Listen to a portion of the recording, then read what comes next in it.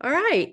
I'm so excited to welcome today a new speaker to our cadre of great speakers we have on Zoom for our monthly events.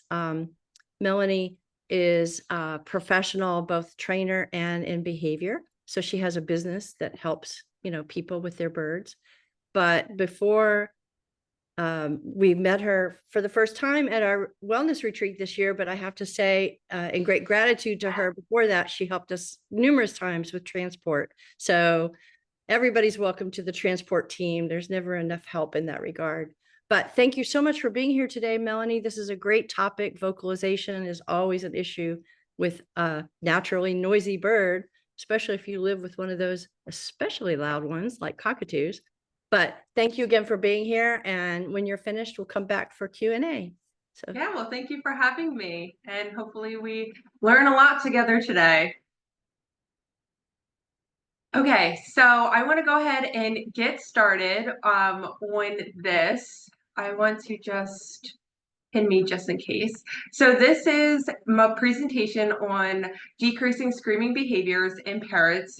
It's called Cracking the Code to Decreasing Screaming Behaviors. So I want to first chat a little bit more about me. So I first started professionally training parrots and other species in 2015. I work with all species of animals. I work in zoos. I've done the whole gamut, but I do specialize in avian species. I started working at a parrot rescue that when I left had 450 parrots. So I had a lot of experience right from the get-go of different backgrounds, different species, so on and so forth, that I could really work with and help and get adopted as well. That's also why I have a special place in my heart for helping with rescue transports and stuff and other rescues in general. I also, once when I got out of working with parrots, I started working with a falconer who had 175 birds. We did flight shows, we did breeding, we did everything, we did hunting. So I just kind of continued from there right into the zoo world. And once when I really got serious with things, I went back to school and I now have a few degrees in the science of behavior. You also saw my certifications in the beginning, fear-free certified trainer, as well as a certified professional bird trainer. I'm always working on continuing with my certifications. My favorite work, though, is with individual clients like you guys watching today who have parrots and just want to provide them with the best life, as well as, again, rescues. They have a special place in my heart. But I wanted to get right into this because we have a lot to go over. Parrot vocalization is a really, really complex topic, and there's literally no way that one person could give you all the answers and all the information in one presentation, but man, I'm gonna really try. So natural parrot vocalizations, we all know that they are loud creatures. Some species more than others. I have a Moluccan cockatoo right there, and he is very, very loud. Much louder than my son Conure, who is up there. They use their vocalizations to communicate with us and other birds, of course, but there is a limit to what is normal and natural vocalizations and what becomes unnatural. And usually that's based upon the amount of times that they're happening, the duration that they're happening, and then also what the animal is doing while screaming. And we'll definitely get into a lot of that in this presentation. A study that I read estimated 20% or more caretakers know that screaming behaviors and abnormal vocalizations are prevalent and undesirable.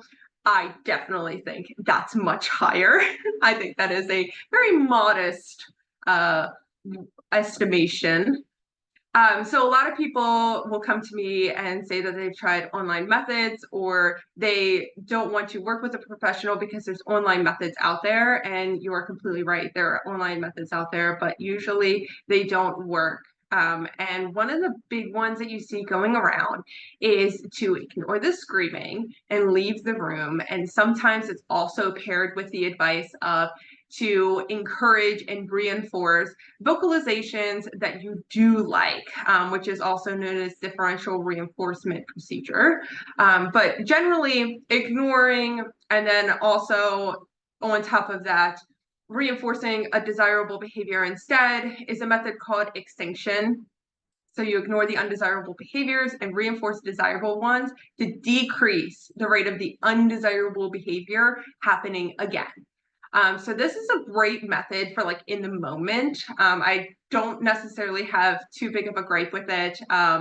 Because if your bird is screaming and you are able to leave the room to kind of reinforce that like screaming gets you nothing, and then you do come back when it is quiet or there are nice vocalizations, great, go ahead and do that. But also what can happen in this method is you can reinforce screaming indirectly. It may not actually resolve the root of why the bird's screaming. Usually this is like socially mediated screaming, when usually there's so many other factors into parrot screaming that aren't being addressed, so then it won't be successful. And then if you're not consistent with it, then it's not successful. There are so many holes in the training plan with this method of it being successful in the real world. And that's why a lot of people don't have a lot of success with it. And again, we're just really jumping into things. I really want to talk about functional assessment, which is the type of kind of digging into the behavior that I like to use. I like to really get an understanding of all the factors that contribute to the behavior. And so I can come up with the best plan of action for that individual, because every single bird is an individual. They learn individually, just like us. So this is what I like to use. And I'm going to teach you guys. I'm going to do like the biggest crash course ever on this, so you guys can start to use it. And then also understand your bird's screaming behaviors better. So when we go through some solutions, you guys are like, okay, now I kind of have an understanding of why this bird might be screaming, and here's what I'm going to do now. So functional assessment, it is important to determine what environmental events means everything in the environment. Is it a new lamp? Is it you? Is it another bird? Etc. Is it the window, and what's outside the window also contributes to environment, the bird's environment. So what environmental events signal the contingency of the undesirable behavior and what maintains it? We need to understand why the bird has excessive vocalizations. Equally as important to learn what is maintaining the event and reinforcing the communication in order to be withheld during undesirable responses, and what can then be used to reinforce newer communication responses. So without an accurate understanding of what is reinforcing the behavior, the events that happen after the new communication responses and what we're trying to teach may be functionally unrelated to the problem behavior, leading to the intervention being unsuccessful. So in order to complete functional assessment, we need to do a crash course, so many crash courses, on just the behavior basics. So there are three main things that affect behavior. This is keeping it simple. We got the antecedent, we got the behavior, and we have the consequence. So the antecedent is what happens before the behavior. For example, you are in the room with your bird and you leave the room. You're out of sight. Here comes the behavior, which is what the animal is doing, in this case, screaming. The bird starts screaming because you leave. Now here comes the consequence. What happens after the behavior, and is the driving force to keeping the behavior strong, or the animal not using that behavior anymore? The bird's screaming, ah, my head. You go back in. What's wrong? If the bird was screaming for socially related reasons, you just reinforce that. And so then the bird's like, yay, she came back. It's time to do it again next time she leaves, because I don't ever want her to leave. So these are three things that we have to think about. We have to think about what is happening that is signaling the behavior to happen. We have to look at the behavior itself. And we have to look about what happens after the behavior in order to get a really good understanding of things. Other contributing factors, like I've talked about, environmental change and setups, affect our birds just as much as we do. And then there's also other things like diet. There's things like mental and physical stimulation, the house setup, the cage size, so on and so forth. And we're going to get into all of that. So it's now time for you to be the behavioralist with your bird. And you're going to understand why your bird is screaming and apply the right course of action. But in order to do that, you need to understand the behavior itself. And you need to describe this in observable and measurable terms. I don't want to use any labels. I don't want you guys taking your little notes and saying something like, my bird screamed because it was afraid. My bird is fearful. Well, what happened? Okay, so the neighbor was outside the window and the bird saw that and he got really big and he kind of put his feathers kind of half out and he opened his beak and he started kind of scooting away down the perch. That's what we're looking for, not the bird was afraid. From that information, sure, we might be able to conclude that the bird is afraid of that thing. But we're looking for observable and measurable behavior. So when we apply our new changes, that we can then see, is this method working? Did we do some desensitization and training outside? And now when the bird sees someone outside, it doesn't showcase those behaviors. Now we saw that that was an effective method. So first, here are some questions that you can go through to get you started to kind of think about how to understand this behavior. So when we're talking about antecedent, what happens before the behavior? Maybe does your bird scream in a specific environment and describe that in detail? Are there other birds out? Are they in their cage? How long have they been in their cage? Who else is in the environment? Are the windows open? Are they shut? What time of day it is? All of these, again, all these small things can all contribute to find trends and then understand the behavior better. Does your bird scream when a specific person is around or not around? The behavior itself. How long does your bird scream? How many times does the bird scream, either per day or per screaming fit?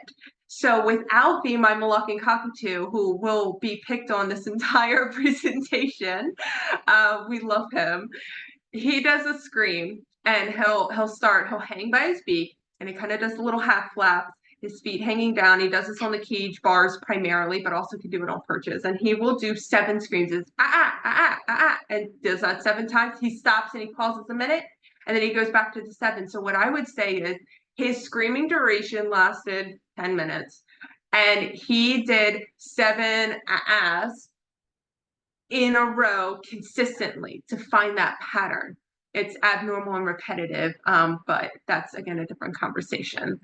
Is there a correlation in the amount of times and duration that creates the pattern, like with Alfie?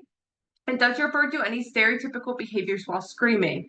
Common stereotypical behaviors is like pacing. They could be, wing flaps. Maybe they scream, and like the macaws especially, sometimes the conures will then like attack their feet or something like that.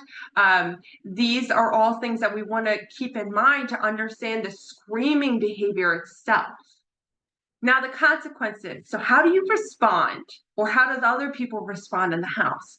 Do you take the approach of using extinction and you retreat while they scream, but your significant other goes in there and yells, "Shut up" to the bird? Or do your kids not follow the same protocol and maybe they run into the environment to do something else? Those are all really, really good things to keep in mind.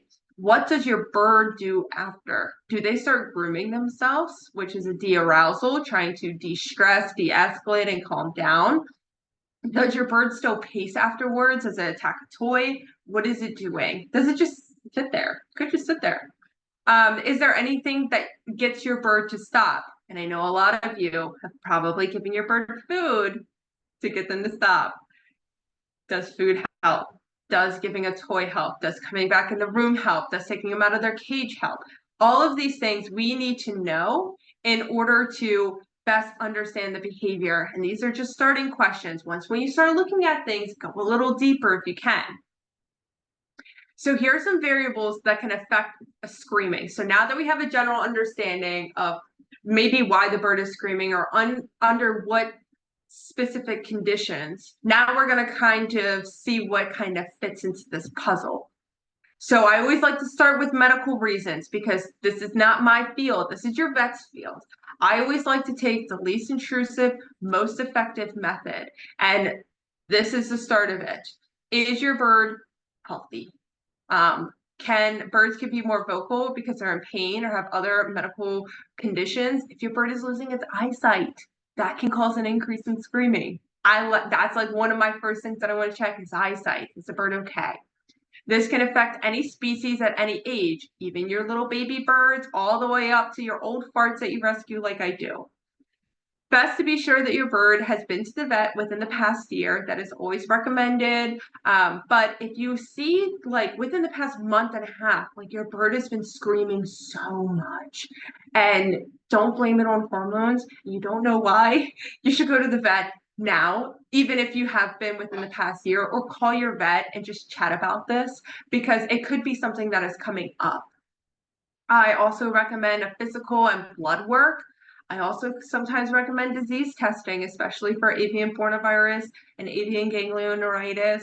That's because it can cause an increase in screaming in birds due to nerve pain or central nervous system dysfunction. Phoenix Landing has other classes, as well as their recent parrot retreat that I was there.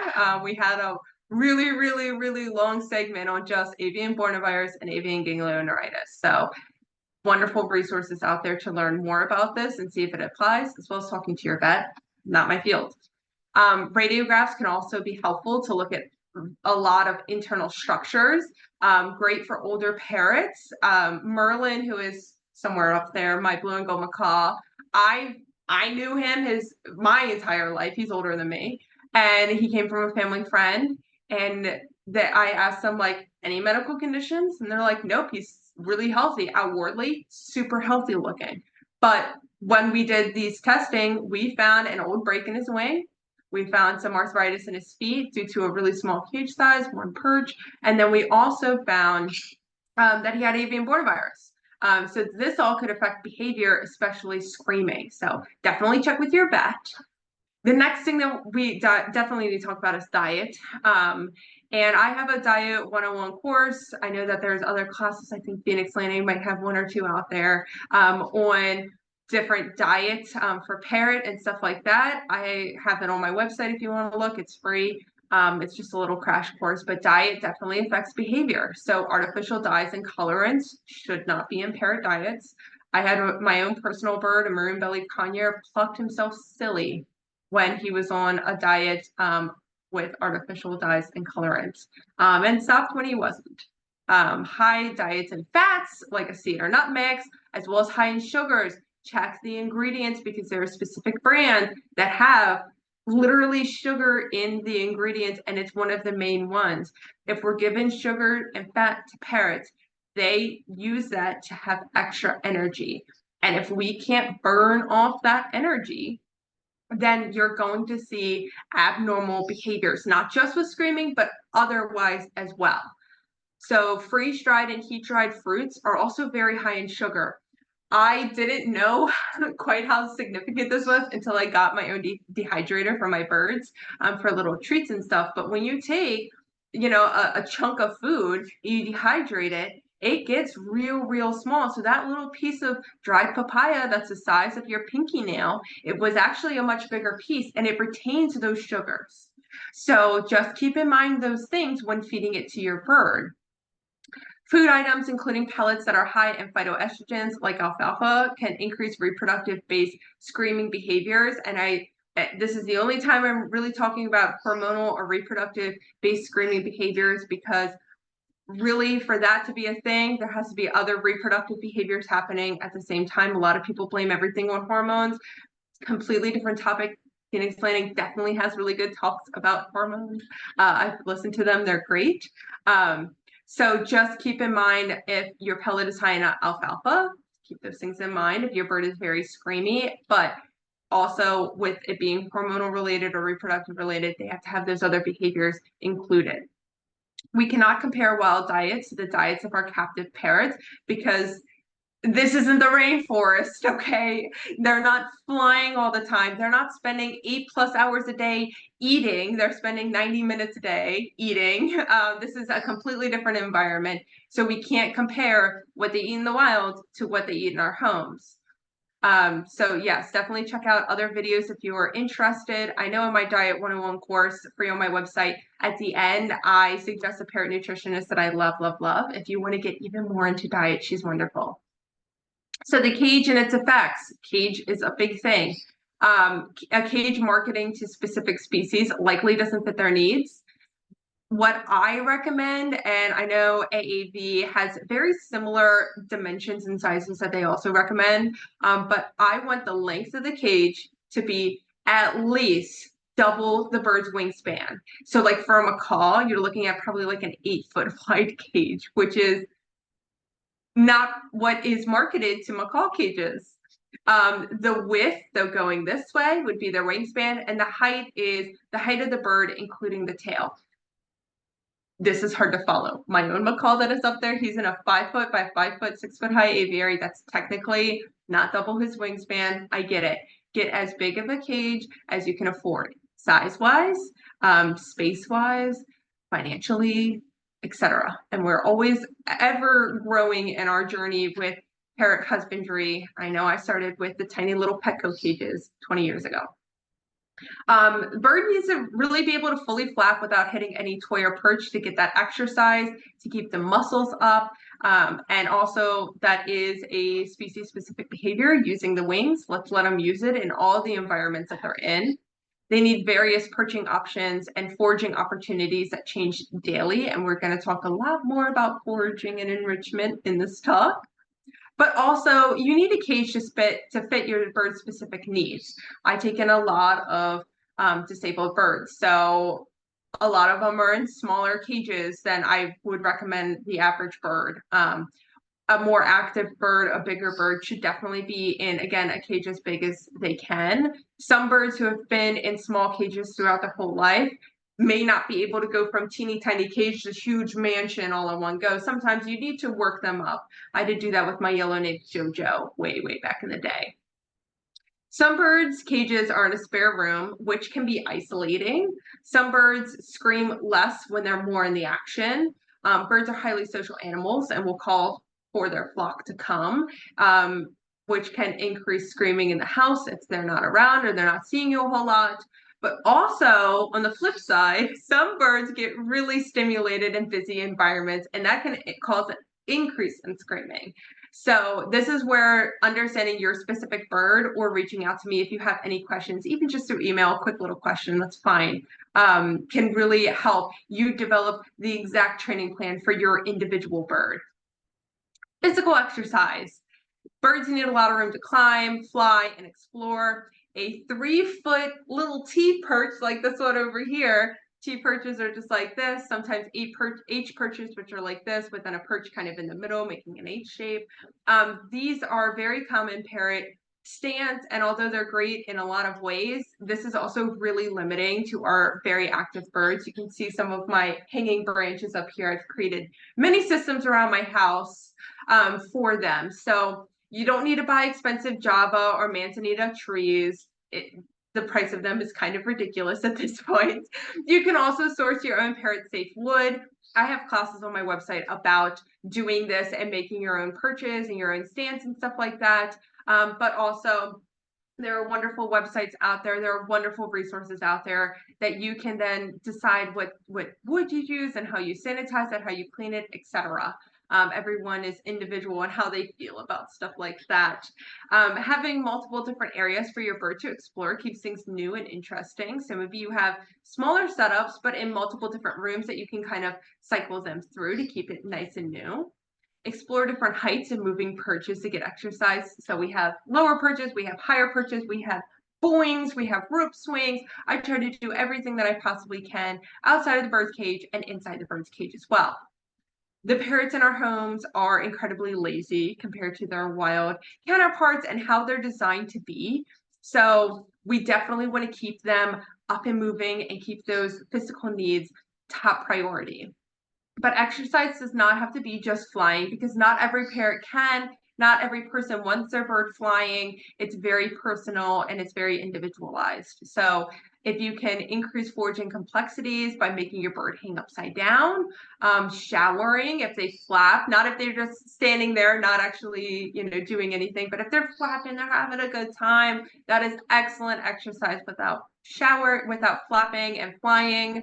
But also I have blog posts on my website about different ways to exercise your parrot, because I have a lot of disabled parrots in my flock and not a lot of them are flying. So schedules and routines and its effect. So schedules can be a huge factor to screaming. My wonderful orange wing Ringo is definitely a schedule screamer. If there's too much consistency, a bird can start to vocalize out of anticipation as to what's come, especially food, Ringo, Ringo. This is common when you take a bird out or feed them at specific times. So if you do not uphold the schedule, then increased screaming can also happen. So it's impractical that every day is going to be the same in our lives and also the same in our birds' lives and also same in the wild, which is what these birds are really designed to be and what environment we really need to try to emulate the best that we can. So changing up your schedules can be an easy solution. And if your bird is a bird that does appreciate consistency throughout their day, that doesn't necessarily mean every single day has no schedule or routine anymore. You can change just specific things that are triggering the screaming. So like for Ringo, he screams for food and I am a creature of habit. I do the same things. I don't want to change. So what other ways can I change to still have an effective result? So they still get out at the same times every day around, kind of a thing. And then when I go to feed them their fresh food or their pellets, I have time ranges. I have 2-hour ranges that I kind of keep consistent. So I can rehearse the same pattern of bringing the food out of the fridge, putting the lid somewhere, doing the same order of cages, etc. And they still get out at around the same time, but this helps decrease that anticipation that food's coming because when is food coming? So our reactions and their effect, this is a huge, huge, huge, huge thing. When we give them food or we cover their cage or we give them attention when they're screaming, it can increase vocalizations. I'm not saying that covering the cage is necessarily like we shouldn't do that. Generally, I don't recommend it. I haven't found it be very effective, especially for social related screaming, because we then have to go over there and put the cover on the cage, or we go over there and we give them food, which reinforces it, or attention, a secondary reinforcers attention. So what happens is with birds who socially scream, the phrase of like, all publicity is good publicity is exactly that. All publicity, all attention is good attention. It doesn't matter if you're screaming at them because they don't necessarily understand our language and the same connotation and the same weight that our words have.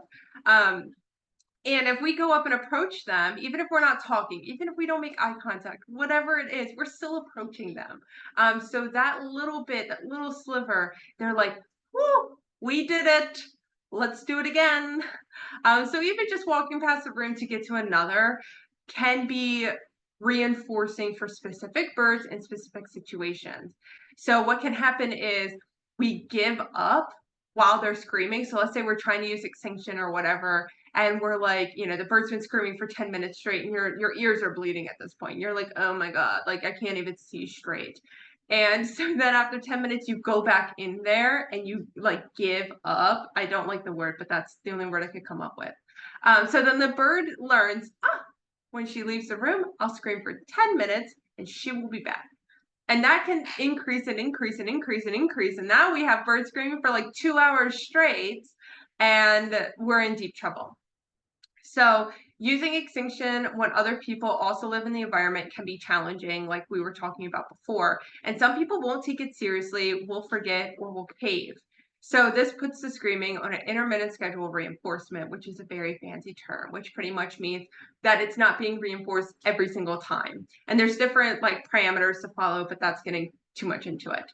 So when you use an intermittent schedule of reinforcement with a behavior that's already learned, it keeps that behavior really strong. So like we ask our dogs to sit 20 times a day, and maybe we reinforce them with a head scratch maybe twice a day, but still those 18 other times they were sitting for us for nothing. All animals do it. And so what we don't want to do is when we have a plan of action is we don't want to get away from that plan of action. We want to stick to that training plan because then we could be intermittently reinforcing it and keeping that behavior strong. And we're not going to see behavior progression either at all or as quickly or as easily, least frustrating for everyone.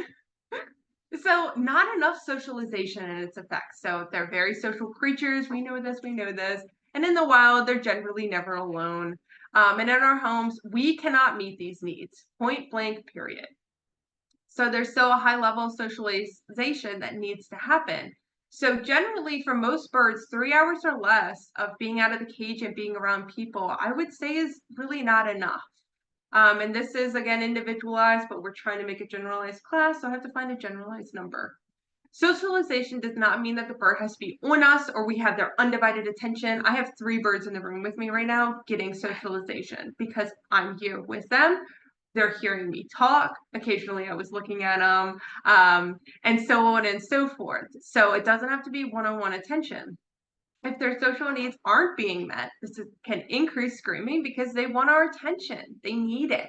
It's a need not being met, which you'll find with screaming behaviors. It's usually a deficit in our care in some sort. So we need to find out why and fix it. So when you give your bird more attention, you will start to see the screaming fits decrease almost immediately. This is very, very, very true with cockatoos, especially hand-reared cockatoos compared to parent-reared or co-reared. So too much attention and its effects. So on the opposite side, sorry, my bird's destroying toys. The opposite side, though birds are social creatures, because we cannot meet their needs realistically, we need to teach independence. And if we spend too much time with our birds and we try to stop or leave, this can cause them to screaming. And sometimes you may see those stereotypical behaviors like the pacing happen as well, which can also be a sign of stress. Like they're like, oh my God, she's leaving. I can't be with her. I'm now alone. Maybe predation, those biological innate kind of mindset comes in, and that can cause screaming problems. So the treatment would be decreasing the amount of time your bird spends on you, because again, you don't need that to meet their social needs. Have more cage time, have more independence time, fill that time with foraging. We'll talk about it very, very soon. Fill it up with something else because it's not going to be easy. Start with those short segments of time. Your bird goes in the cage for 5 minutes and comes right back out. And then 2 minutes, and then 10 minutes, and then keep it varied, but keep it small. Using small approximations.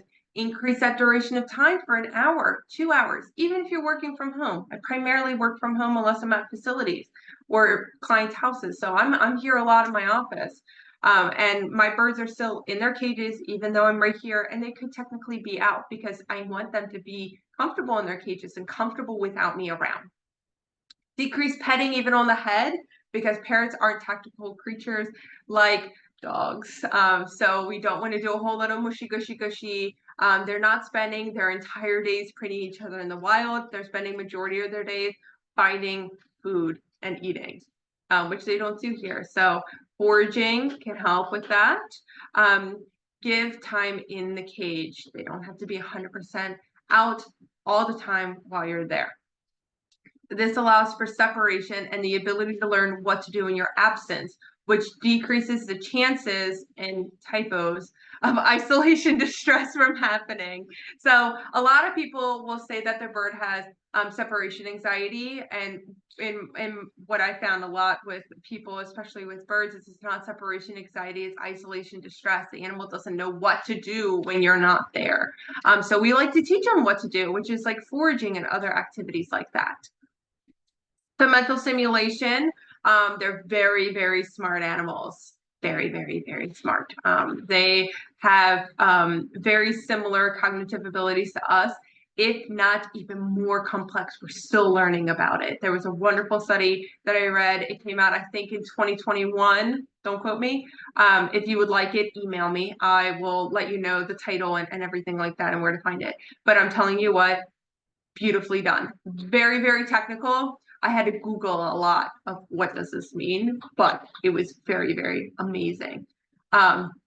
They also need environmental change daily. Ideally, I like changing cages, all the perches, like once a week when I do the deep clean. I change out all the enrichment items and switch them all around every single day, if not twice a day. And if that's not enough, I do it out here. Their cages, their toys and their perches. I have all these stainless steel eye hooks right into the studs of my ceiling, in case you're wondering. And I have tons of them. So I just take them down. I swap the perch around. I put new perches up there. So it's easy for me to change, and I can do that for them because I know we're all busy. So if we can do things that are easy, that help, beautiful, we're going to do it. So it's been shown that giving your birds mental stimulations helps them be calmer. So if your bird is pacing around all the time, use mental stimulation, use some foraging. More complex and enriching environments have been shown to increase exploration behaviors and decrease observational behavior. So your bird isn't constantly, where's mom, where's dad, where's this person? It's, oh, it's gonna be over here busy. Oh, yeah, okay, over here busy. That's what we want. We want birds that are busy. We want birds that are independent. We want birds that are able to meet their needs. And we need to give them the tools to do that. So one aspect of captive care that is not found in the wild is predictability. We are very predictable people. So if we can make the environment less predictable, us less predictable, then that helps the animal thrive in our care and decrease those screaming behaviors. So methods to decrease screaming behaviors, this is all about enrichment because this is the big, heavy one. So it is the most valuable tool to decreasing screaming behaviors. Capitalize, underlined, bolded, italicized, everything. Enrichment is what you want. It's what you need. This is a perfect place to start once when you go through the diet, once when you assess how much time you're spending with the bird, once when you have the cage size good and you're keeping that variable. Enrichment.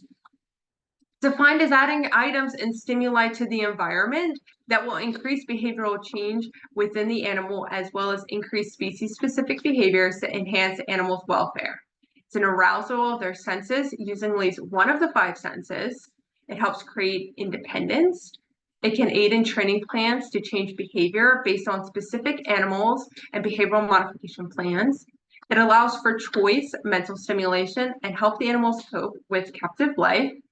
And it gives your bird new stimuli in their environment that's captivating and decreases boredom-related screaming. One thing to keep in mind, though, not all enrichment is enriching to the animal.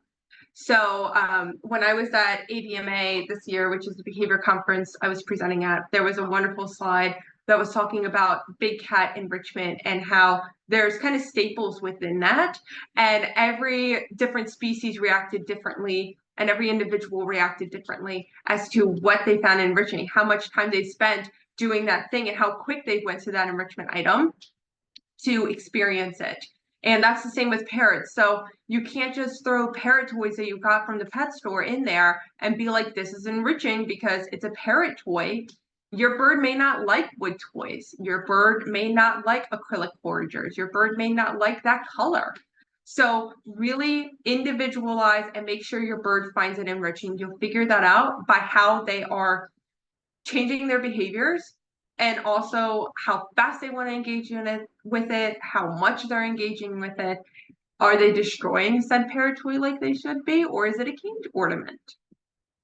So foraging is the animal working for their food and treats, often hidden in the enclosure or other enrichment items. It's a good tool for animals who need to be on a feeding schedule to slow down their eating. Amazons, I didn't say it. I didn't say it. I didn't say it. But any bird who is overweight, less active species like Amazons, this is a really good way to get them active, slow down their feeding, and prolong their feeding. Like I talked about briefly in the beginning, studies have shown that parrots spend 8+ hours a day eating. And in comparison, they spend about 90 minutes total eating per day in our care. That's a huge gap. What are they doing in that time? Nothing. They're just there. So we want to fill that gap, slow down their feeding, and have those species-specific behaviors and try to get natural behaviors out of the birds, having them use the hook bill, So it can help introduce enrichment to help with training animals to engage with it. So there is a lot of training that you can do to get your bird into foraging. It's not natural, it's progressive. I have classes all about it. There is a lot of information out there all about foraging and getting your bird started. Start simple. That's my recommendation. Start easy. But I also hand make parrot toys with foraging in mind. So I make it super easy because I have 10 parrots and I have a business and I have 3 dogs and I have myself. And so I'm really busy all the time. And I want something that's so easy for me to do, but really enriching and complex for my birds. So that's why I did the toy line. Check it out. It's on my website. But the best form of enrichment to decrease the screaming behaviors, because your bird has a task to do, so they don't have time to scream. So I would tell people, imagine you're in a cubicle and you're given a desk and a chair, and you have your little lunch over there, and it meets your basic needs. But you have to stay here for 8 hours. And so after like the first hour, you start twiddling your thumbs, you start tapping your feet, you start humming, and this is our bird screaming, pacing, chipping at the paint of the cage, etc. They're bored. And if you are in that cubicle the next day and your boss gives you a computer and a job, the time goes by so much faster. We are busy. We have something to do. We're no longer humming or foot tapping or anything like that. We're working, and we want our birds to work too. So here's another method. This is going to be a little bit definition based. I did put layman's terms next to it, the best that I could. But I know some people watching really value the behavioral science behind things, so I did keep this kind of a little more technical. But I like to use with my clients functional communication training. I have found a big help with my own Moluccan cockatoo, Alfie, and you'll see him demonstrating in our videos. I have found it to be really fascinating. I came up with these methods. I don't think I'm like the one that invented this, but I definitely took a lot of methods from applied behavior analysis, working with autistic children, and modified it to a parrot-based approach. I'm probably not the first, but this is just what I've come up with. So a lot of parrots struggle with attention-based screaming behaviors. This is really what this is going to be working on.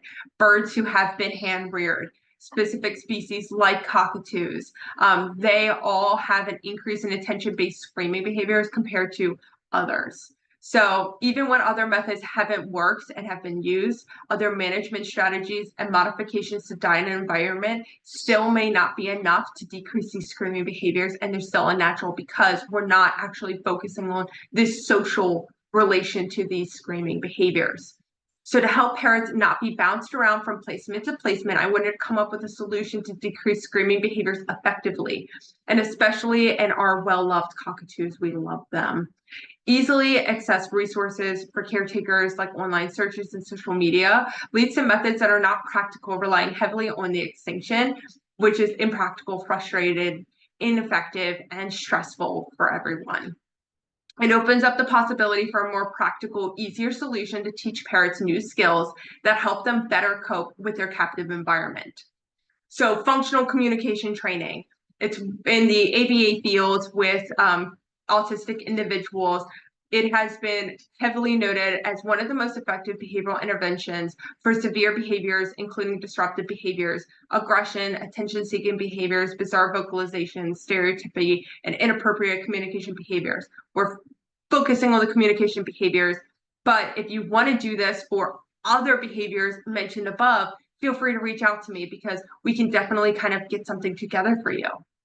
It's a form of differential reinforcement procedure, which means getting reinforced for other different behaviors where the individual gets reinforced for an alternative form of communication to decrease the undesirable one. So by prompting and shaping, which you'll learn more about in the next one, the next presentation, the use of another form of communication, you can use the same reinforcer that has maintained the initial behavior. The alternative behavior becomes a more desirable form of communication, and that's what we're after. So the starting point, it's important to create a continuous access of the functional reinforcement, or what the animal is screaming for, to follow a communicative response. So initially, the individual will engage in the functional communication at a very high rate because we're arranging the environment for them to have very successful repetitions and get the most reinforcement in order to learn as fast as possible and as easily as possible. This is to deter the individual to choose to rehearse the problem communication behavior due to the better reward being offered, and that's called matching law.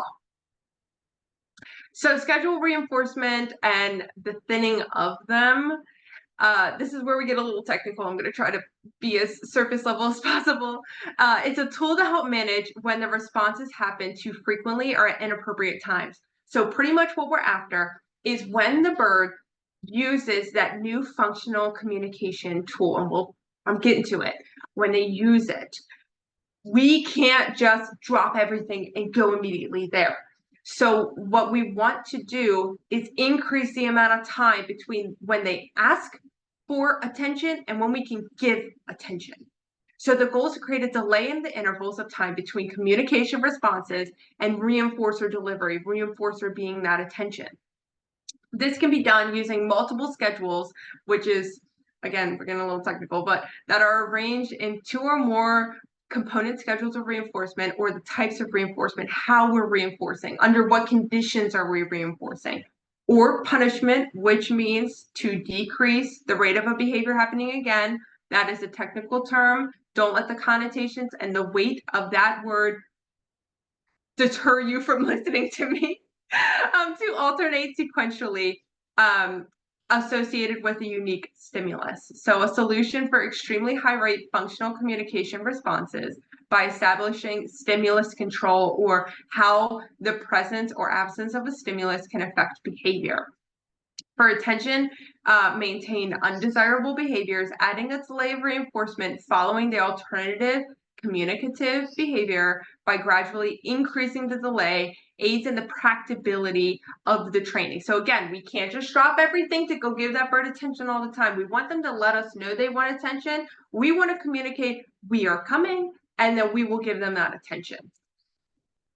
So extinction is also a part of functional communication training, where the stimuli responsible for maintaining the problem behavior, which is screaming, is now becoming the reinforcer in the treatment plan and should be withheld. So we're talking about attention. The bird screams, we're not going to give them attention. When they stop screaming or they use their new communication, we are going to give them attention. The reason why using functional communication training with extinction kind of tacked onto it within that behavior plan is different from just using extinction is because we're setting up the environment and teaching new skills so it is successful. And extinction is just a way that we are going to respond to screaming behaviors. So it is more successful than just using extinction. Sometimes the behavior is so severe or disruptive that it must be interrupted. That's why extinction is faulty on itself. Errors can also be made that degrade the integrity of the treatment plan due to extinction not being implemented consistently and not having enough reinforcers for the behavior. So again, us making those little mistakes, us caving and everything that we talked about before, this putting it on that intermittent schedule of reinforcement can definitely degrade how well this works, because you're still reinforcing, as well as if you don't have enough reinforcers. If you don't have exactly what your bird is looking for socially, do they want to be on you? Do they just want you close to them? Do they want you talking to them? Do they want you singing to them? Whatever it is, those are all different types of reinforcers that we can use, even though they're all technically attention-based. Other factors that can increase the success of functional communication without using extinction, because we don't want to rely on it, because again, it's not reliable and it's not practical. We need to be accurate and precise when delivering the reinforcement after the appropriate communicative response. We need to clearly identify the behaviors. We need to have longer durations of reinforcement and a higher rate of reinforcement as well, especially in the beginning. So careful with the schedule thinning. The delay in the procedure may weaken the contingency between the communication response and the reinforcement delivery as the delay is increased, called the contingency weakening effect. There's that technical term, but that's pretty much what it means.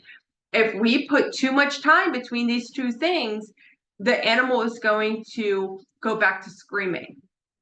So it may lead to extinction of the newly acquired communicative skills and the resurgence of the undesirable behavior. It was found by adding preferred items to the environment during extinction periods where the animal is not getting that reinforcement, and also during that schedule thinning, helps with the process. So by creating the delays of time in between the new communication response and giving the reinforcement, we should fill with something like foraging. See how it just kind of comes around. So finding this new functional communication strategy, topography-based communication tools. I personally like and recommend selection-based responses for this. It is easier to shape and prompt, resulting in faster communication responses from both parties, from the bird and from us. Selection-based responses involve non-distinctive responses from a sample of stimuli. Take all that out, y'all. Pictures, words, objects. We're looking for stuff like that. You want to use something that is recognizable and can be acquired with the least amount of effort for the most success. We want to make this so easy for the bird. This is easier than screaming. So what you'll see in the videos explaining the training procedure, as well as what I like to just generally use, is a stainless steel cowbell. They're generally safe, they're easy to sanitize and clean, they're loud, they're not terribly obnoxious, and it is also nice for birds who like auditory enrichment, but this could also be a colored toy part, red, green, blue, whatever. It could be a picture on a card, though for parrots, they're gonna chew it, so. But it could also be like a specific perch. Like if you have a perch on their door, have them go to that door perch and that signals that they want attention. The only reason why I like the cowbell is because I can hear it. If I'm not in the room or something like that, and I'm not around, I can hear it. But also, if you only give these communication tools when you're able to give reinforcement, which is attention, then you could have it be anything and have that be the cue of when you bring this object into the environment, even if it is a bell, when you bring it into the bird's environment, then you are like signaling to them, hey, I can give you attention now. Ring it as you please. And then they ring it, and then you can come over and give the attention. And when you're unable to give them any more attention, you can remove it and then be like, hey, yo, attention over. This is something you can build towards. I did it with Alfie. So choosing a communication tool that the animal already knows would aid in progress with learning because the motor response already exists. It's just not the conditions evoking the behavior. So here's the initial training with Mr. Alfie. If I can, here we go. I am turning that down. I don't know what's going on. But here I am in very fast speed. First, training him to touch the bell in a target behavior because he knows how to target. I have a class on my website all about how to target train your bird. So I'm just asking, you see me pointing, for him to ring the bell. And when he does that, he gets food. I'm using food, his very most favorite pine nut reinforcer, because the skills of the ringing haven't been mastered yet. So if I'm pairing that with attention, there will be inconsistencies with success since he's still learning. And then the learning process may be frustrating and confusing. I used small approximations and I slowly took steps away from the bell and also pointing and touching and interacting with the bell so then it would be successful. So next, once again, I don't know what's going on. Next, when he started ringing the bell, I started using attention. I slowly phased out giving food and I started doing attention. For this, it was about a 30-second interval time of attention. I have it on a vibrate timer in my pocket so that I know and can keep it consistent. Having things be consistent allows for the parrot to be successful within the training. I'm gonna let you guys read that just in case I'm moving us over here, just in case you want to read all this very fancy mumbo jumbo, but pretty much I'm giving him attention now. And also I'm trying to give him the attention that he is craving and what he wants, which is me singing and dancing. I did a lot of functional assessment and I tried petting him. I tried holding him, singing, talking, everything. He likes it when I sing. If he bobs, he likes it when I bob. So you'll see a lot of that. And it's really funny to watch it all sped up. So moving me back up here. So phasing out cues and prompts. So I increased the distance away, one step at a time away from him, and would cue him before vocalizations and stereotypical behaviors happen because Alfie does a lot of pacing. He does very consistent screaming behaviors. So what I would do is take a step back, and before I saw him do anything, I'd be like, Alfie, touch the bell, and he would do that. and I did not take another step back away from him, and so he has continuously shown success at that previous distance. And slowly I stopped cueing him to ring his bell by phasing out the vocal cue. I would say touch, because that's his target cue, and stuck with me pointing at the bell. And then over time, I phased that out as well. Instead of a point, it'd be like a or maybe it was like a or like a you know, not even putting my finger out, just a hand. And then it was nothing. So definitely phase out in those small approximations so there's less room for error. Here we go. We'll put me now in the middle. So then if you want to read, you can read. So now, muting this video as well, I stopped cueing him and I switched to a natural environment. So you see me in the back there, I'm actually creating enrichment items for the bird. So I'm busy. I'm not looking at him. I've moved myself around and I have tried to create a more natural environment.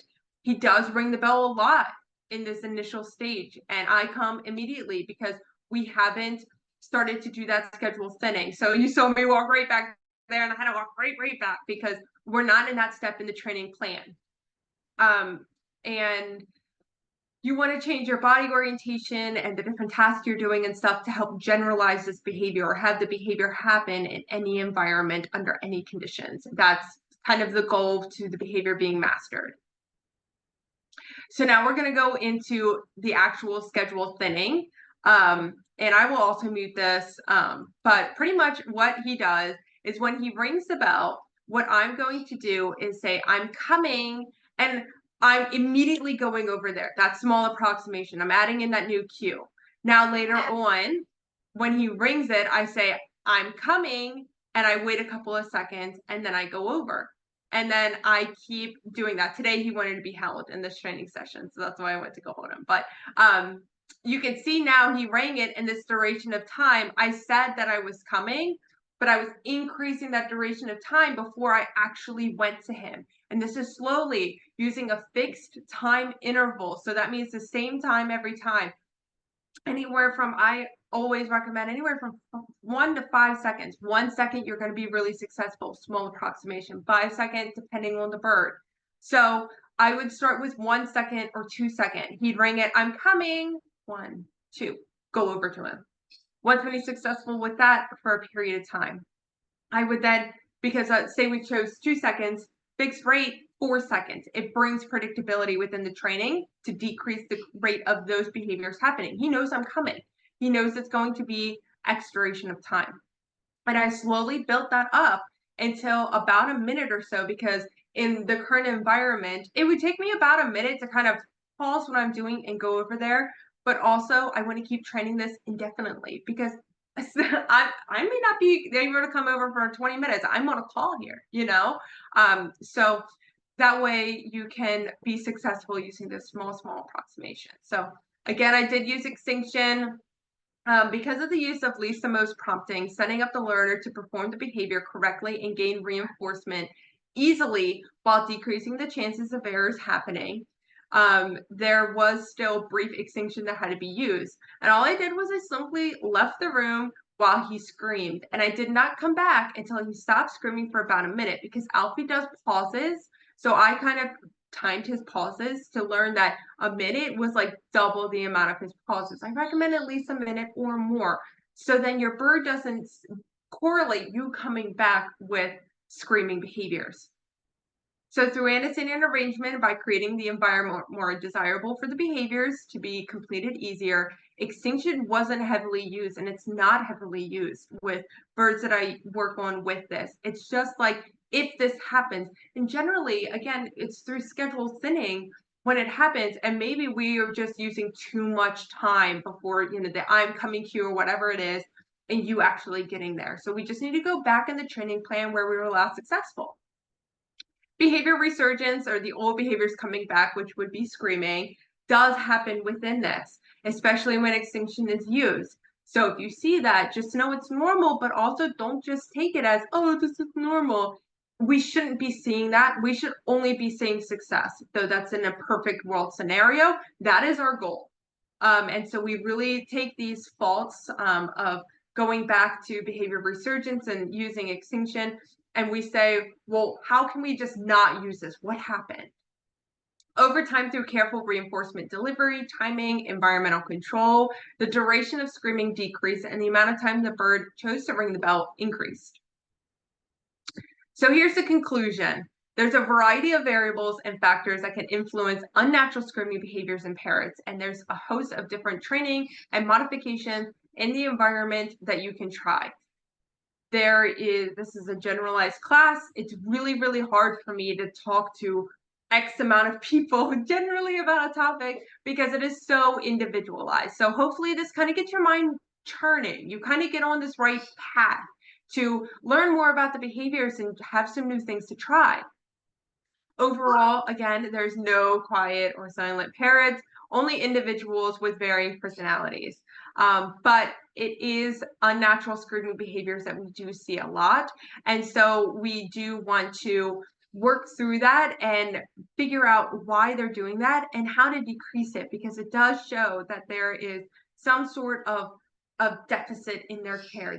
Their needs aren't being met in X way, whether we're setting them up for success or failure, or we're not meeting their needs in some way, whatever it is, we need to figure that out. So if you would like to read a full paper that I did, it's like 24 pages long on functional communication training, a case study specifically with Alfie, patient number 1, email me, I'll email it over, but it is very, very, very dense. It has a lot of technical terms. It is very long, all the citations and everything in it, so you can continue your reading. So it may not be helpful for the average person. This may be where you want to stop, but I am more than happy to share any information that I have with anyone as much as I can. So there's my website if you want to check out other classes, the blog post that I mentioned, as well as my toy line. And also there's my email directly. You can contact me through the website or directly through there. I really appreciate you guys wanting to continue to learn for and improve your parrot care and decrease the screaming behaviors. And I really want to thank Phoenix Landing for allowing me to share this information with you guys. Thank you, Melanie. Awesome, of course. And I really appreciate that you took time to take the holistic view about quality of life for parrots, you know, independence, enrichment, wide cages, real food, all those things, you know, are all important for any one behavior issue, but especially if a bird's in pain or, you know, all kinds of reasons they can scream, but those were super important. So thank you for and Mm-hmm. I know that like a lot of people may be listening and hear that some things are just repetitive. If you're doing a lot of research, you're hearing repetitive of having your bird be healthy, having a good diet, having this enrichment, having appropriate environmental conditions. And that's because it is just so important and it affects behavior so significantly. And that's why you keep hearing about it. Yes, I agree. I was wondering if we could take your functional communication training concept and maybe give people some concise examples that are, you know, boiled down to some very short operational situations that they can relate to, because a lot of people are not as familiar with the science of behavior terms as we might be, and they just want how to solve that problem. So maybe you could take a couple of ABC type situations and like one question was about screaming when their bird screaming when they're on the phone. That's a perfect one to perhaps so if you're using the functional communication training for decreasing screaming while you're on the phone, how you'll teach it initially, not on the phone, you're going to teach your bird to interact with that object saying that they want communication. This is to take away that they're no longer going to be screaming, they're going to be ringing the bell, for example. Teach your bird to ring the bell. And then what you're going to do is over time, when they ring the bell, you give them attention.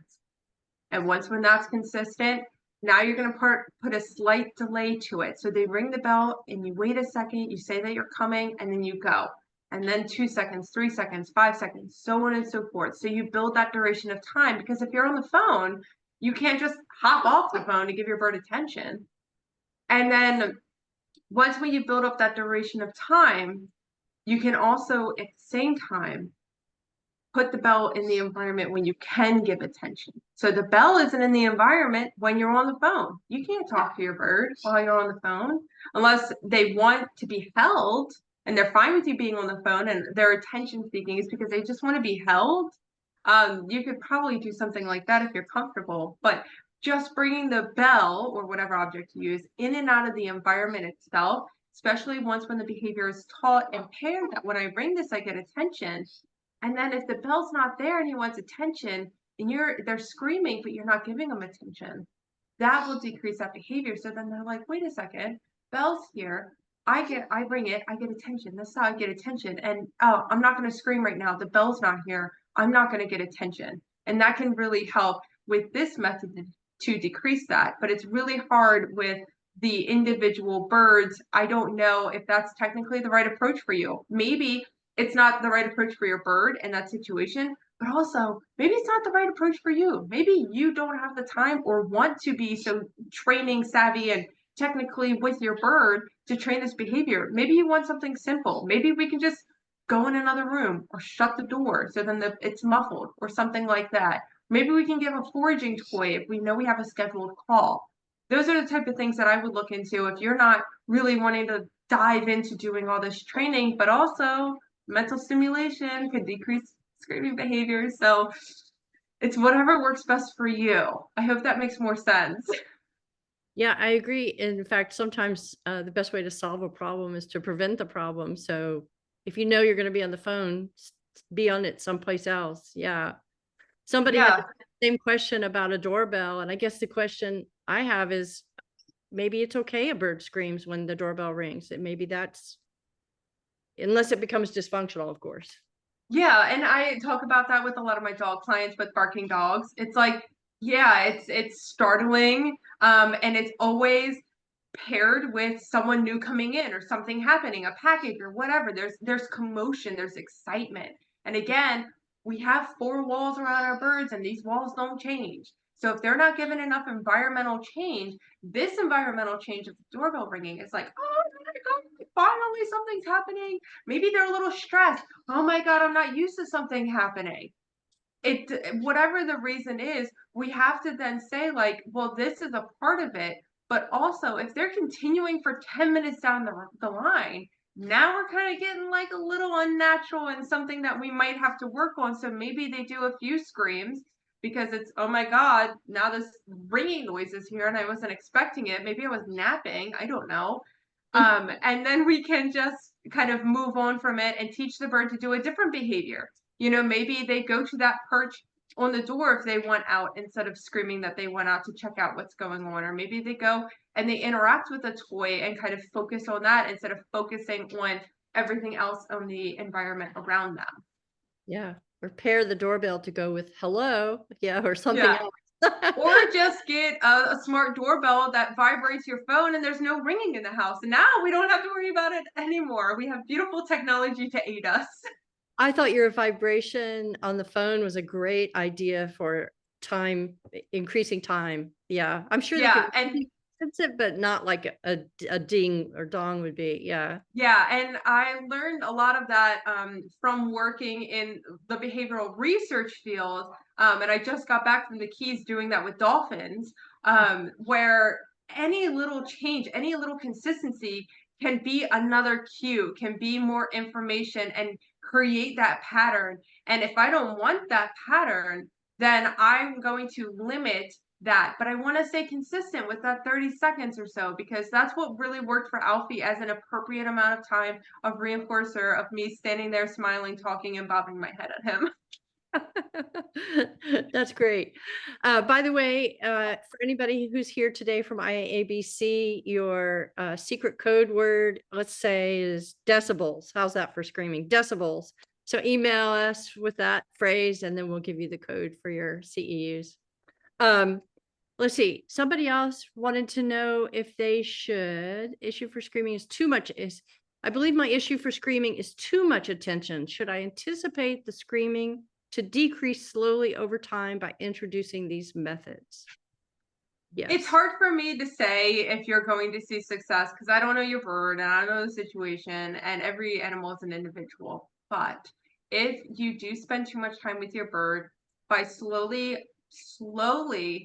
getting that independence within them can definitely help. And like I said, just a couple of minutes away in their cage with a toy, or maybe 20 minutes, have a little camera and see when they're done their toy and bring them back out, but always pair it with something else for the animal to do. So they're not hyper focusing on where's my human, it's, oh, wait, there's treats in here. And I would like these treats. I don't get these treats often.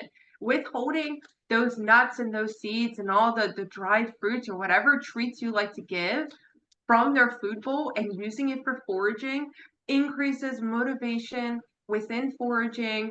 And also it helps us limit the amount that we're giving. If we are giving too much fats and sugars and stuff like that, it helps us limit by making it really intentional and having the bird burn off more energy while they're looking for it. So if you had your bird a little bit more time in the cage, start short, always give them something to do, and gradually increase it to maybe an hour or two. Maybe when you go eat lunch or something, your bird goes back in the cage, and then you guys can come back out and hang out the rest of the day together.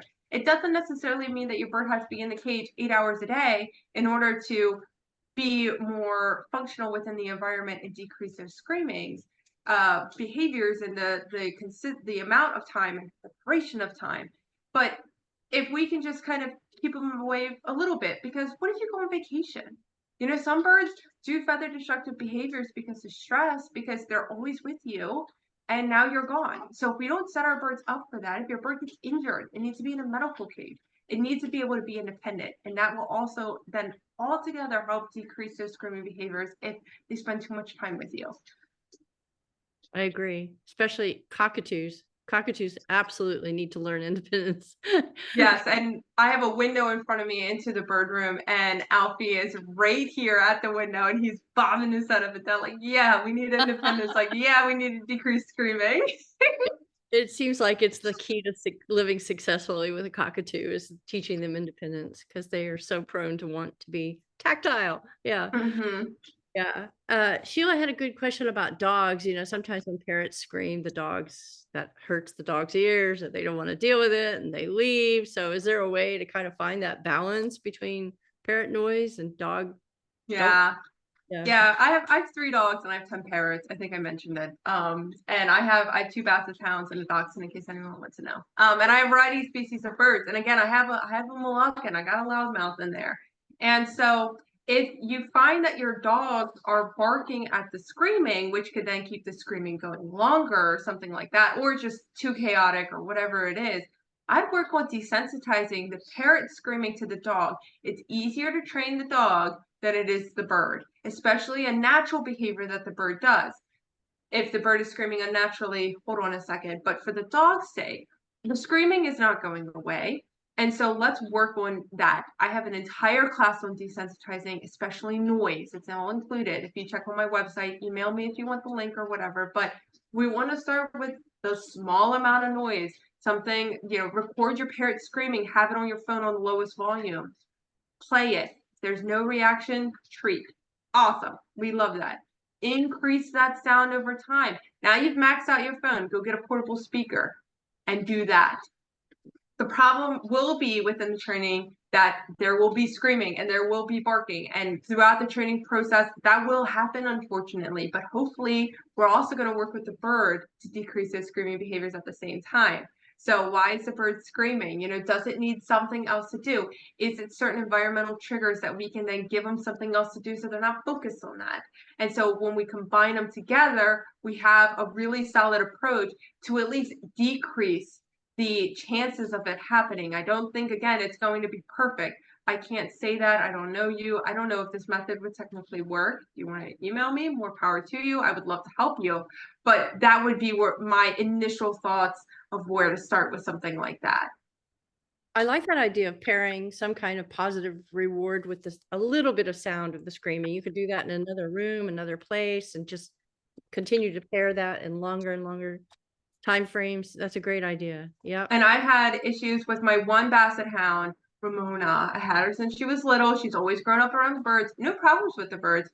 Problems with fireworks. Big problems with fireworks, loud noises, guns. I'm in the country, so we got guns around. And those noises really scared her, even car horns. And so using that same approach, now she's outside while fireworks are going off and she's cool as a cucumber. And there's no medications. She used to have to be on medications when fireworks were happening, like on holidays, nothing anymore. So if you have a bird that struggles with fireworks or a dog or anything or any loud noises, desensitize the noise. Don't just live with it. Don't watch your animal be stressed. Let's change it. We know it's an issue. Mhm. I find that some birds, that birds vary in their response to things like radio and television, et cetera. Some people like things loud, other people, that's very disruptive, kind of nerve-wracking. I'm always trying to pay attention to the bird's body language because some of them don't like to have things on a high volume at all. Yes. And others do because it kind of tones out everything else. So anyway, Yeah. let's say subject of one, as we say in behavior. Yeah.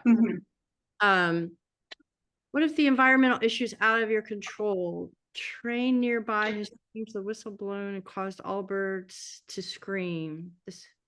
Well, yeah, sometimes we can't control the environment. We can only, again, parrot maybe with something positive. But that's hard when you have a big group, right? Yeah, if you have a lot of parrots, and a lot of animals in general, they can all feed off of the behavior. So one may be the ringleader, and then now they're all going. So really focusing on that ringleader and in the ways that you can, and if there's things that you can control within the uncontrolled environment. So maybe your bird Merlin screams when people are outside. He's that type of bird. So if I see my neighbor outside, I'm gonna just shut the blinds and done. We're done. We don't have to do any training. We don't have to do anything. I just close the blinds so my neighbor goes back inside. But definitely focusing on the bird that is kind of starting things or that is maintaining things. Maybe that's the bird that goes the longest. My Moluccan cockatoo will scream a lot longer than this guy, even if this guy starts it. So even if he does a few screeches, yeah, it makes the conures go flying and the Amazons do a little scream. But Alfie will keep screaming for another 5 minutes. So it's like, let's work with Alfie. Right. Good point.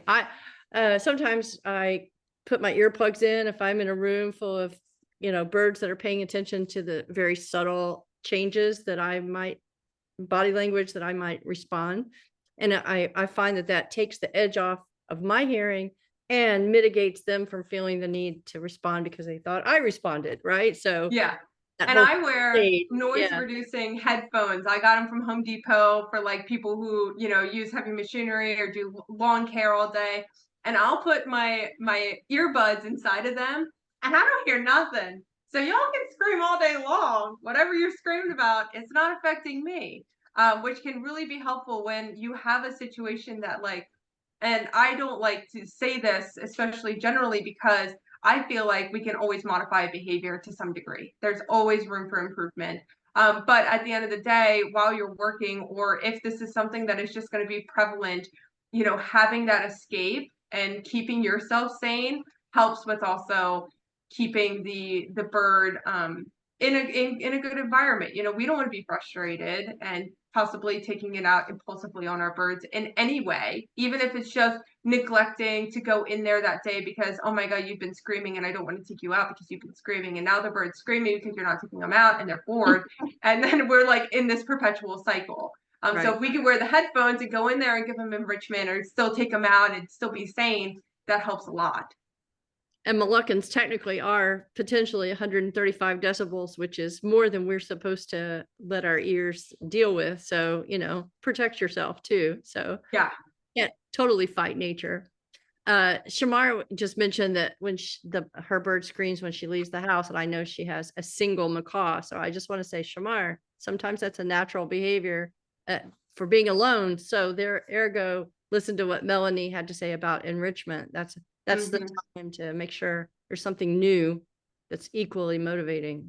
Yeah, when you leave, go ahead and put the enrichment item in there right before you leave. But also what can help is we create patterns in our own behavior when leaving. We put on our shoes, we grab our keys, we say goodbye, we do this, that, and the other. And those can also be cues and signals to our parrot, the change in the environment of, oh my God, she's leaving. Oh my God, oh my God, oh my God, oh my God, oh my God. and it becomes this whole big thing, and we're heightening that emotion. And Mm. so if we can change how we do things, maybe we put our shoes on and go sit on the couch for a minute. And then we grab our keys and we put it next to the bird's cage and say hi to them. And then we pick them back up and then now we leave, you know, or we say goodbye and then we do the routine. Helping change our routine, as well as adding in that enrichment, giving your bird something to do so there's no isolation distress, there's no, you know, issues with you leaving and hyper focusing on now I'm alone. And then you can leave and maybe there's, you know, a call or two or three or whatever, and now we're done. It's not a full panic, it's not a lot of screaming, and your neighbors will be quite thankful. Exactly. Agreed. I assume that you're available to hire as a professional for consulting. So I just wanted to put that out there because I think somebody's interested in that. I don't know if you want to say what that costs or just talk to Yeah, no, I'll do a general overview. So you can reach out to me, email or my website. My website does have a lot of a much better description of the training process.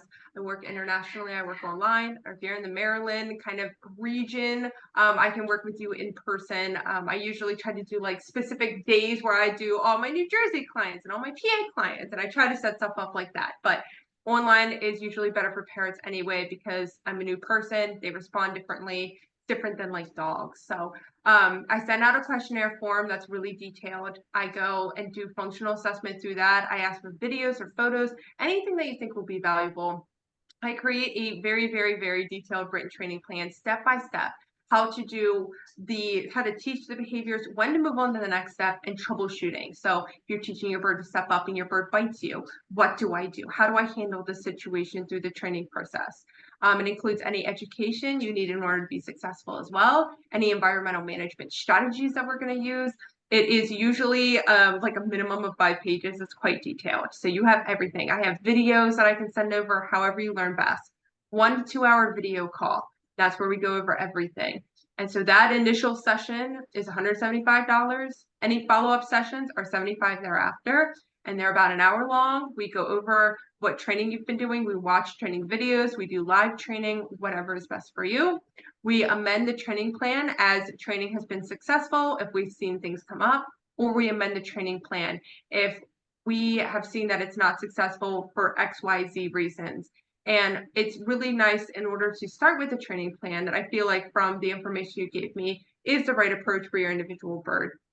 And you do that, and even if it's not successful, it gives us so much information to be able to go back and formulate a new training plan that will be even better for your bird and yourself. Generally, clients like to meet with me like once a week for the first month, and then once every other week for the second, and then once a month thereafter. But every person is an individual on how often they meet with me and how often they need that support. Sounds great. Yeah. It doesn't hurt to get another view too, even if you think you have a solution. Melanie's great at talking through the issue and having a whole bunch of new ideas. Yeah. Yeah, and even even if you are thinking about having a session with me, but you want to just chat with me first, just chat with me. I don't bite. Your bird might, but I don't. And I would love to be able to just chat with you and help you out. So it doesn't necessarily have to be like you need to have a session with me for me to give you any ounce of advice. I try not to bleed anyone's wallets and be very fair with the education that I give. That sounds great. This last questions that we have here, I think might be a good one for kind of doing the ABCs, the antecedent behavior consequence to operationalize, because I really think that helps people take the information and operationalize it themselves. Sometimes the concepts make sense, but what do I do with it, right? So Kevin is talking about how the cockatiel starts to scream when she stops hearing the baby on the monitor, which then starts to wake up the baby. So there are all kinds of things that we could do for that. Take it away, Melanie. Yeah, so this is a little more difficult because I'm not sure why I need more information, why the bird would be doing it after the baby stops. And so my initial thought is it the silence? should we add some sort of auditory enrichment, maybe like a radio or a TV on low? It can even be kids shows that are a little bit more of like the higher frequency, little like blah, blah, blah, blah stuff that they might be. Recording of the babies on the baby monitor. Exactly. Could even be that. Have something else to fill that gap. But I would definitely be intrigued to learn even more about this bird, to learn why that is so triggering. Could it be because it is a baby and you guys have so much on your plate right now? Could it be that they want more social interaction from us? That could also be a factor as to why the bird would be vocalizing in silence. And then also, you could work on possibly desensitizing that silence. So start with the baby monitor and then decrease the sound one, and decrease the sound one, and decrease the sound one, and kind of go, and that would likely be through a recording since you have to hear the baby through the monitor. But to get your bird prepared for like the quiet and the silence and gradually change that response to it. And he thinks it's because the bird is trying to keep in touch with the baby, and maybe that's so, but maybe not. We don't know. We don't know what's in the bird's head. Like you say, it could just be the silence. It could be, I mean, the jungle goes silent before the predator strikes, right? So, we just don't know.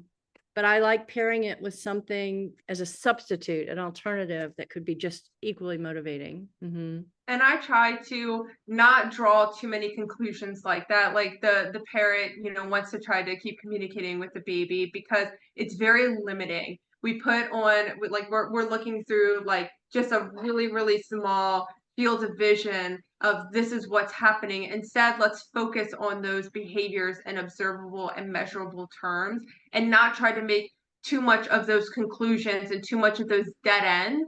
And instead, let's just focus on what's going on and how we can help it. So that will give the best approach. I think if you could reiterate thoughts about labels, because that's always something we're tackling in working with our families, not to use those labels. It never hurts to reinforce thinking on that. So yeah, tell us why labels are not useful. Yeah, they're really not useful. And I hear them all the time in my practice of people, diagnosing or saying things, especially my bird is aggressive. I hear that all the time. And I usually when we go through and I look at the behaviors, they're showing more fear-based behaviors than anything like that. And so using a term aggression, what does that mean? What does that mean to you, to me? To me, because of the severity of animals I work with, it's that blue front Amazon in my other room called Crazy Bird. When I got him, he would launch at you and land and launch at you, and he almost killed 2 people. That would be my definition of aggression. Yeah. And then when I talk to my clients, they're aggressive Senegal. Like we get on the call and the bird is sitting on their shoulder, and I'm like, what? I'm like, not aggressive. I was like, yeah. And they were like, well, sometimes, when I'm on my phone, the bird kind of pecks at my cheek. I'm like, well, has it ever drawn blood? No, but it's aggressive. And I'm like, that is not what I was thinking going into this conversation of what you were describing. So it's very just limiting, and we can't really track behavior just based off of those labels. And we really want to do that to see if we're using the right methods. So we also want to stay away from anthropomorphizing. So putting human emotions and feelings and attachments onto birds and stuff like that. We want to, again, just kind of keep that separate. It is fun. I will tell you, anthropomorphizing can be fun. Using little voices for your birds and saying like, oh, Merlin loves his mommy and all this little goo goo gaga stuff. And it's fun. I do it a lot with my dogs. But we have to separate what is fun, what is LOL land, and what is real when we're actually assessing behaviors. So we just, again, really want to jot down the behavior like you're describing it to someone who has never been in your house, who doesn't know your birds, who doesn't know birds, maybe someone who's visually impaired and can't see. That's how we want to describe and focus on the behaviors rather than using those terms and labels and those broad things that anthropomorphism that doesn't technically help us understand the situation truly. Excellent. Yeah. And just to add on to that, I think it also allows us to put the blame on the bird instead of taking responsibility for the interaction. And we have to take responsibility always, no matter what happens. It's we're part of the equation, a big part of the equation, right? So yes. We get what we reinforce, as we say. So, yeah, well, any other kind of operational situations you think might be useful for people to take away today? You know, kind of like, of all your clients who call you about over vocalization or screaming, which is also kind of a label because It is. it's relative, right? I live with four macaws that I don't mind them at all, but you give me a lovebird and that's screaming to me. So, you know, it's relative. But of all your clients, what do you think is the most common problem when it comes to vocalization? Is it like being on the phone or just, you know, never stopping or Yeah, it's a lot of like never stopping, being on the phone. I worked with one client who had an orange front Amazon that it started with just screaming and vocalizing when on the phone, and then now the bird is flying and attacking her when she's on the phone or when she picks up the phone. Like it progressed to that stage.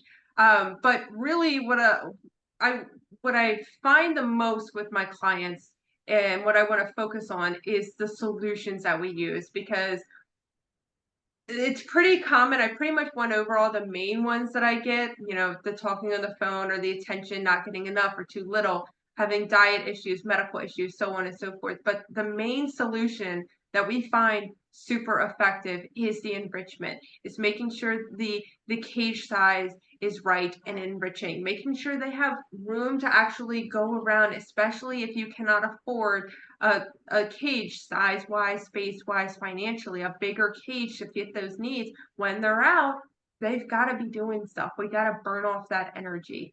Those are a lot of the main things. Too much attention. So how can we do that? We can kind of take that away and give them enrichment, or not enough attention. I have a client right now with Golfins who started with screaming, still a lot of screaming, but then again progressed to attacking. Attention based. It's all attention based, and they have really busy jobs. It's a cockatoo, and they have a baby on the way, and so it's like we really need to find solutions to help this bird be independent. And they said one big thing that has helped is foraging, and then we started them with target training. We did some station training and stuff, and that's helped a lot with them as well. So having that mental stimulation, big things, take that home. Mental stimulation. I often recommend those carts, like a U-line cart that they can't necessarily climb down and get on the floor and get into trouble, but it has access at the top for toy parts and things to do, and you can roll it from room to room, you know? So it's places to go and things to do all the time. So And what I've also done with stands, especially like those stands with the four legs, and it's like that huge play gym, you know, kind of a thing. I had one, and Alfie would climb down all the time, and he would come get me. He would chase feet, like it would. He was a right. menace. He redecorated my house, which thankfully is not shown in the background. And so, what I did was I took. Because he's a huge Moluccan. I mean, he's like 1,200 grams. Like he is like huge Moluccan. And he's And male. yeah, he's male. And so what I did was I took 4-inch PVC and I created like a skirt around it. And I held it on right at the point where I didn't want him to leave. So right at that bottom tray kind of area. Mhm. And that disallowed him from getting his head around to then hook onto the leg to continue to climb down. Mhm. Doesn't work with birds who will fly down. If that's the case, let's do some station training. Mental stimulation will also decrease screaming behaviors. I have classes on that as well on my website. But that would be like stay still. Here's some foraging, help you stay still. And that always helps. So then you can create something that was within your budget and still big. But if your bird is a climber or something like that, then we can get around that to make sure they stay put. So it's not causing you more stress, and then you're not going to use it, and then it's not going to be fixed, and we're going to keep screaming and all the way right back from the start. Right. That's why I love hanging things from the ceiling like you have back there, because they can't get to the floor. And you know, it's like you say, you could do things so inexpensively. Some chain with PVC over it so they can't climb the chain or get caught. And you can hang things all over the room and they're happy because they're high, you know, that's where they want to be anyways, high. So the ceiling is a valuable real estate, very valuable. Yeah, and I like it because this house isn't very big. So having all these floor stands and stuff, they get in the way, they take away space from my environment. So here's a compromise. I can walk under these things. And Right. if I need them out of the way for XYZ reasons, I just take the chain and I just put it higher up on the ceiling, Yeah. and now they're way, way up out of my way. Or if I needed them to be lower because I have an arthritic bird that may fall, you know, I can lower the chains down so they're like waist height, you know? So there's so much variability. It's pretty rental friendly. It's not very hard to do it. Just find the studs, and now you Right. have endless options. Just be Lamp. sure stainless steel, nothing zinc. Yeah. Or cover it with PVC so they can't get Exactly. Yep. climb to the ceiling. We actually in our adoption center hung a grid wall on the ceiling. So, you know, we could move things around depending on where different birds were situated at that particular time. So that's also very handy. Yeah. So, well, any closing, you know, words you have to help people feel motivated to go tackle this issue? It sounds like a lot. I know. I'm sorry. I just wanted you to have a lot of information. It sounds like a lot, but start slow. Start with just the first thing. Let's figure out why the bird is screaming. Focus on that. Don't worry about interventions. Don't worry about anything else. Focus on one step at a time. Small approximations, and find something that works for you. Like I was talking about, there's so many amazing different foraging puzzles and complexities and all this cool stuff you can make, and it can be overwhelming. I stick with pair toys that are easy for me to fill up. I have these little plastic gears that hold all size pellets. I sell them on my website, but they're in a lot of my toys, and it's for a reason, because I love them. I just fill them up. It takes 2 seconds, and now my bird is eating less in a bowl and more on the toy.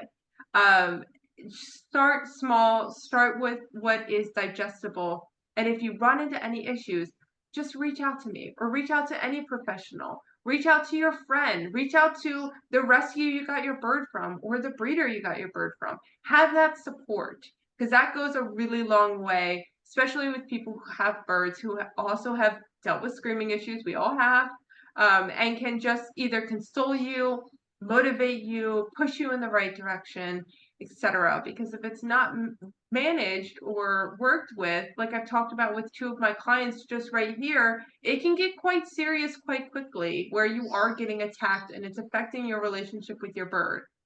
Yeah. Nobody wants to live with dysfunctional screaming either. And No. it makes it harder for adoption organizations like ours to find the next home if you have let your bird get out of into something, you know, so hard to live with. So, yeah. Yeah, a lot of people don't work on the behaviors, and they don't invest in their lifelong companion with some species. But a lot of people invest in their dogs and do a lot of training with them. Right. So if we can invest in our birds and change the situation instead of rehoming, especially if you're on the fence about it, just know that like if we can change that behavior, the bird stays in the home, it's not in a rescue, and everyone's happy because I know you love that bird. But when you take them to a rescue with behaviors, that does affect their adoption rate. And I don't want to like tell people to hold on their birds when they're really ready to, you know, rehome them, and they should rehome them for that fact or to make anyone feel bad. But that is the truth. It does limit the amount of people that do want to take on that animal, because there's a lot of work. And with screaming, it's lifelong effects to us with the hearing damage. And it's I understand why people don't want a loud cockatoo in their house. And a bird can be taught an alternative behavior that's not screaming, but they're not going to forget that screaming worked once upon a time. So, you know, don't let it get out of hand. Continue to be learners. In fact, come next month when we talk about shaping. So September 14th. Thank you, Melanie. You have been a gem today. We're so grateful for your time and sharing all your knowledge and reinforcing those behavior concepts. We try to do that regularly in our Zoom classes because behavior is such a make or break in every relationship. But Yeah. yeah, And thank you for giving me the platform to share this information, because I love to educate, and I really think a lot of this is valuable information that a lot of people can get inspired by and take home and start to implement. yes, absolutely. You can do it, everybody. You can do it. So we're here to help, all of us. Okay, Melanie, thank you. I hope to see you in person again soon, or Yes. grateful for all your support to birds and animals everywhere. You're definitely a valuable resource for many people. We are so grateful. So Thank you. Very All right. kind of you. yeah, oh no, very important. So, okay, everybody, see you next month. This will be recorded and put on our website, assuming Melanie's still okay with that. And Oh yeah, of course. yeah, so you can listen to it over and over again and get even more familiar with all those behavior terms, which we keep trying to, bring back to your toolbox as regularly as we can. So we want you to be able to do those functional assessments on your own at home and make sure your bird is thriving. And I love that you started with go to the vet, because there's so many birds, I think, that are in pain and because they're not getting exercise and having heart disease and arthritis. And so a lot of times that's all it is, so crying. Yeah.